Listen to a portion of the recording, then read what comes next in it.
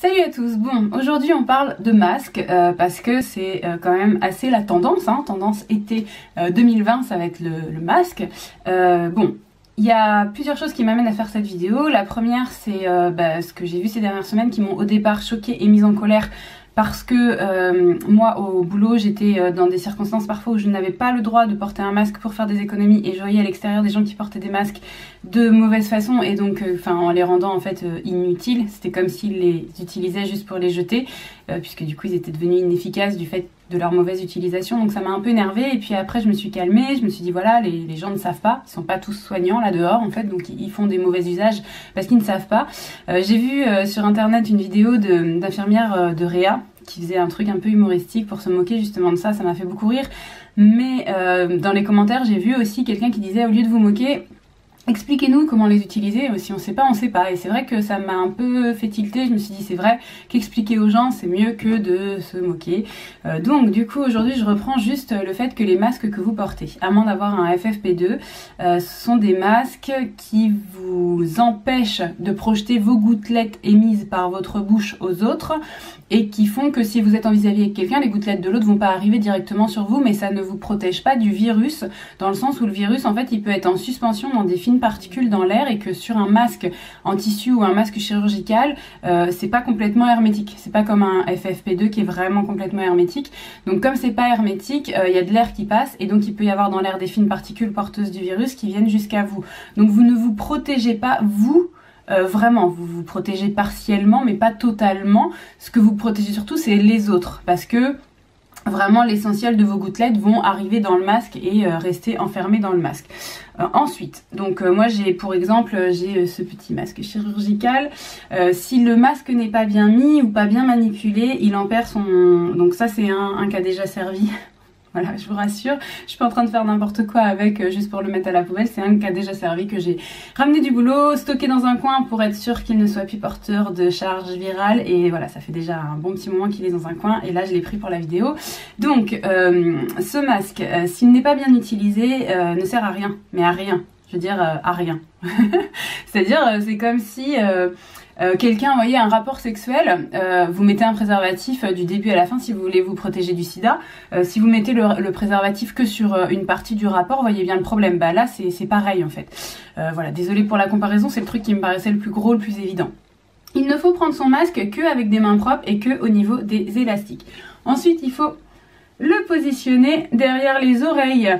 Ensuite, il faut le pincer au niveau du nez. Ici, normalement, vous avez, pour les masques chirurgicaux en tout cas, vous avez une espèce de petite barre un petit peu dure qui permet que ce soit bien hermétique. Vous le tirez vers le bas sous le menton et ensuite, après, vous n'y touchez plus du tout, sauf au moment où vous allez décider de le jeter, soit quand vous n'en aurez plus besoin, soit 4 heures après, parce que c'est la durée maximale d'utilisation. Pour ce qui est masque en tissu, c'est pareil au niveau des précautions, mais je reviendrai après sur ce que je pense des masques en tissu. Pour les masques chirurgicaux, si vous le déplacez de votre visage, vous risquez du fait que vous avez touché des choses autour de vous, d'avoir touché des choses qui étaient porteuses de charge virale et de souiller le masque avec des choses sales qui font que du coup votre masque après il a le virus sur lui et donc du coup si le but c'est d'éviter de projeter du virus et d'en recevoir, c'est mieux qu'il n'y en ait pas partout dessus parce que sinon quand on respire on projette de l'air avec du virus dessus. Je sais pas si vous me suivez, mais vraiment il faut que ce masque essaye de rester le plus propre possible, y compris après quand on l'enlève, je vous disais à la poubelle, parce que si vous le mettez dans vos affaires et que le masque est porteur du virus, vous mettez le virus sur vos affaires. Donc idéalement, normalement, quand on veut se protéger pleinement, on se protège avec un masque. Et on se protège aussi au niveau des mains puisque le virus il est aussi manuporté et ça on a tendance à l'oublier. Il y a beaucoup de gens qui se disent c'est bon j'ai un masque, je suis protégée, donc je vous ai dit déjà non, on n'est pas du tout protégé parce qu'il y a des fines particules qui peuvent passer ici. Mais ensuite on oublie que c'est aussi manuporté, donc je l'enlève parce que c'est pas très agréable de voir une vidéo avec quelqu'un qui parle avec un masque je pense, mais j'ai fait exprès de le garder justement pour arriver à la fin de la vidéo que je voulais un petit peu centrer autour de justement ce que les enfants voient en ce moment.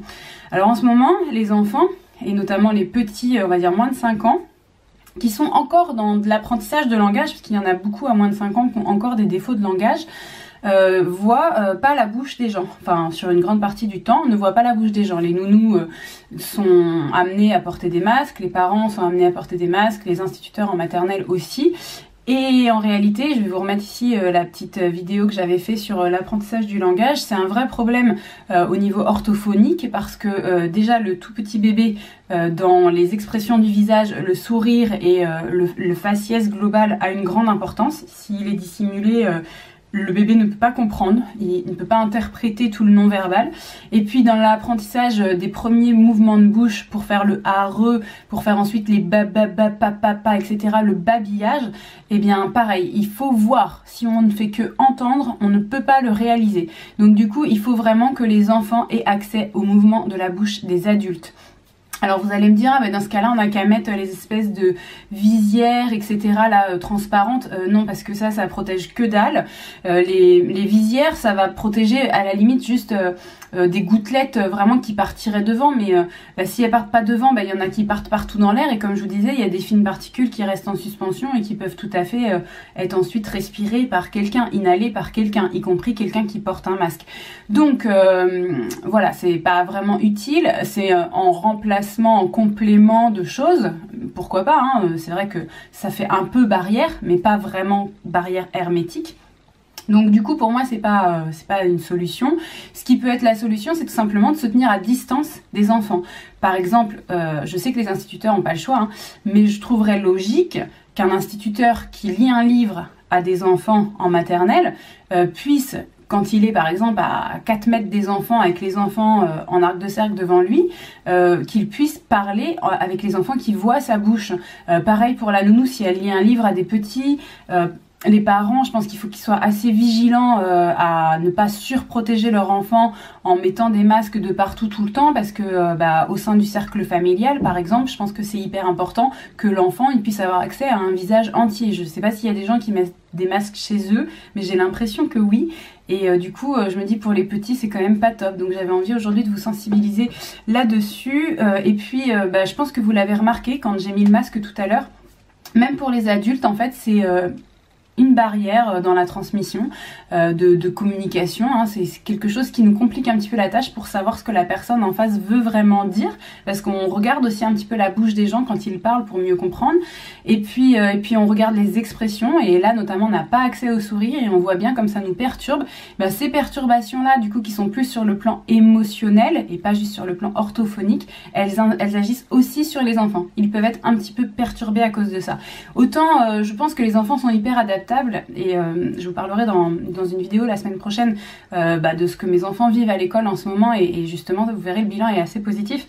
Mais autant sur ça, là c'est des données vraiment techniques. Le visage, ça offre des informations aux enfants qui, s'ils ne les ont pas, peut les perturber, donc sur 2 plans à mon avis, le plan orthophonique et le plan émotionnel. Donc soyez conscients de ça. Je dis pas qu'il faut pas porter de masque, mais je dis qu'il faut le faire en conscience. Déjà en ayant conscience que ce n'est pas une protection top, puisque du coup je vous ai dit, hein, ça protège plus les autres que nous-mêmes. Mais en plus en se demandant vraiment, est-ce que à ce moment-là c'est justifié? Est-ce que la distanciation ne permet pas déjà de plus avoir de masque, sachant qu'on ne peut pas le mettre sous le menton, ou le mettre en serre-tête, ou le mettre en bandeau de pirate, ou dans le cou. Enfin, on ne peut pas faire ça, parce que sinon le masque c'est fini, il est plus utilisable. On peut pas enlever son masque, se frotter le visage, dire waouh, j'avais super chaud sous le masque. Alors là, on a mis potentiellement du virus de partout, et bam, remettre le masque. Enfin, je veux dire, là, c'est comme si on était en train de d'étaler tout ce qu'on essaye de protéger. Donc soit on fait une barrière, soit on n'en fait pas. Mais c'est pareil pour revenir à l'exemple du préservatif. On prend pas du sperme sous le préservatif pour en mettre après dessus et recommencer sa petite affaire. Voilà, bon, j'espère que ça vous parle, parce que c'est vrai que c'est peut-être pas dans vos usages, hein, c'est tout nouveau, donc peut-être que c'est bizarre. Et puis dernier point sur le masque en tissu, bon, ça m'a beaucoup perturbé moi ces histoires de masques en tissu, parce que j'avais fait des recherches dès le début, quand au travail ils avaient commencé à nous dire que c'était une piste envisagée en complément, en cas de pénurie, etc. Et je m'étais renseignée, et en fait il n'y a pas d'études, enfin voilà, je vais vous mettre des trucs en barre d'infos, il y a même des recommandations qui disent que non, on ne peut pas vraiment utiliser les masques en tissu en se disant que ça va être fonctionnel, parce que n'y a aucune preuve qui est faite de leur efficacité. Bon, peut-être qu'il y a une efficacité, mais en tout cas, à ce jour, il n'y a aucune preuve de leur efficacité. Donc, du coup, pour moi, c'est un peu du pipi de chat, hein, je suis désolée de le dire, mais certes, ça va protéger une partie des éventuelles gouttelettes qui vont être émises, mais en fait le niveau de filtration de ce type de masque n'empêche pas les fines particules de passer. Et en fait ce qui m'inquiète avec les masques en tissu, c'est que les gens se sentent protégés et ont l'impression de protéger les autres et du coup respectent moins la distanciation sociale. Je pense que des gens sans masque se mettent plus à distance que des gens avec masque en tissu et pourtant on n'est pas du tout sûr que ça fasse une différence. Donc voilà, j'avais juste envie aussi de pointer ça du doigt, méfiez-vous parce que potentiellement un masque en tissu égale rien du tout. Je sais pas, c'est une question que je me pose. Et puis par rapport au protocole aussi de désinfection, etc. Enfin pour tout ce qui est hospitalier, c'est des trucs de malade, c'est des trucs de dingue, c'est pas juste le passer en machine le truc.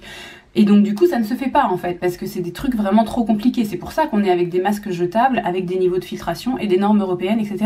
C'est pour ça qu'on n'est pas avec des masques comme ça en tissu qui sont faits avec le premier tissu qu'on trouve, peu importe sa densité, peu importe le nombre de couches, etc. Enfin, oui, d'accord, il y a des normes AFNOR apparemment, mais ces normes AFNOR, moi j'ai l'impression qu'elles sont plus commerciales que médicales. Dites-moi ce que vous en pensez en commentaire. Dites-moi vous comment vous portez le masque, si c'est facile pour vous, si vous étiez déjà à l'aise ou si cette vidéo vous aide. Et puis je vous retrouve très très vite dans une prochaine vidéo.